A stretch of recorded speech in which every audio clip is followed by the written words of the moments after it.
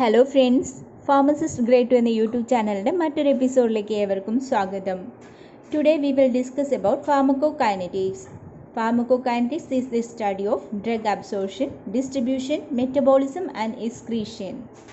Each of these processes is influenced by the route of administration and the functioning of body organs.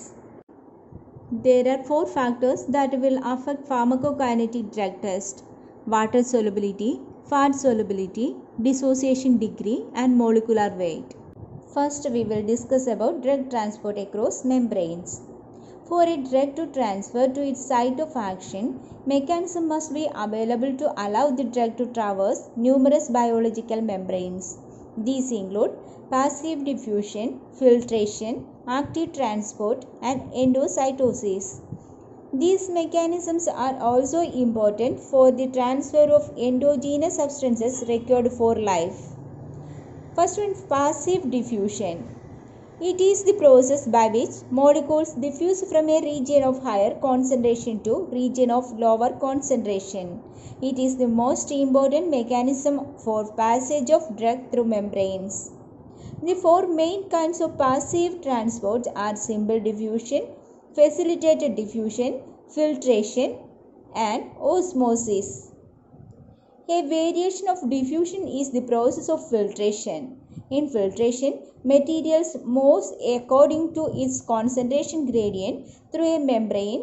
Sometimes the rate of diffusion is enhanced by pressure, causing the substances to filter more rapidly.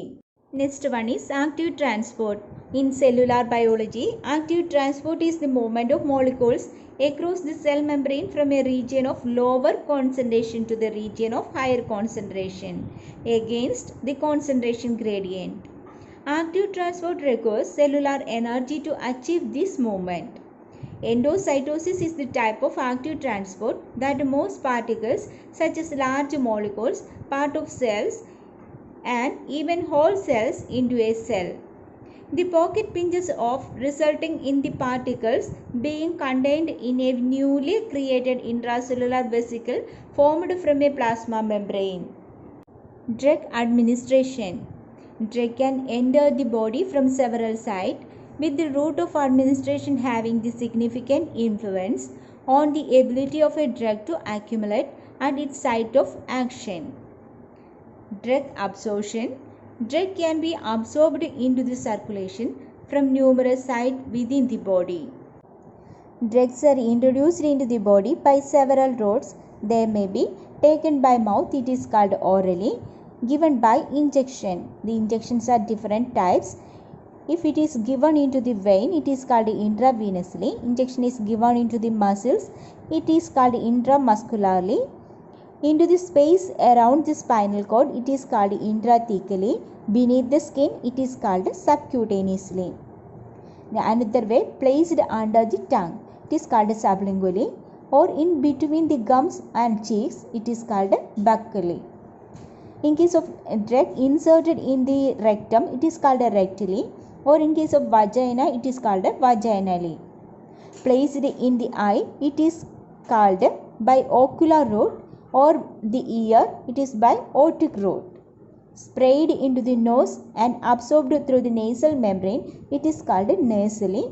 Breathed into the lungs, usually through the mouth, but it is known as inhalation. Or mouth and nose, it is called nebulization. The drugs applied directly into the skin, it is cutaneously. For the local action, it is topical purpose, or body wide, it is systemic effect. Delivered through the skin by the patches, it is known as transdermally for the systemic effect. Each route has specific purpose, advantages and disadvantages. Drug distribution. Once in circulation, the drug is transferred to the interstitial fluid and to the cells of the body.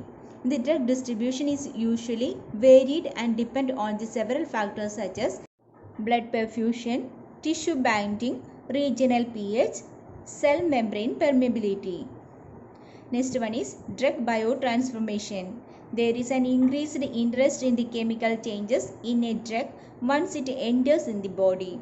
The liver is the primary site for biotransformation. It is also potentially vulnerable to the toxic action of synbiotic that is activated to a more toxic compound. In most cases, these drug biotransformation reactions produces intermediates with less pharmacologic activity than the parent compound. However, some drug metabolites possess significant pharmacologic action.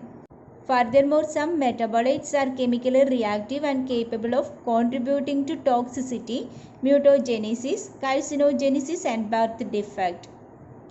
Last one is drug excretion. The primary site for drug excretion are the liver and kidney. Although the skin, lungs, and bile and intestine may be site for excretion as well.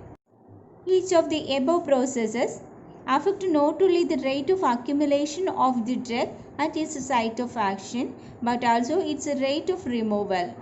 Clinical pharmacokinetics provide a quantitative description in humans of the behavior of the drugs with the different characteristics as well as the different expected from different route of the drug administration.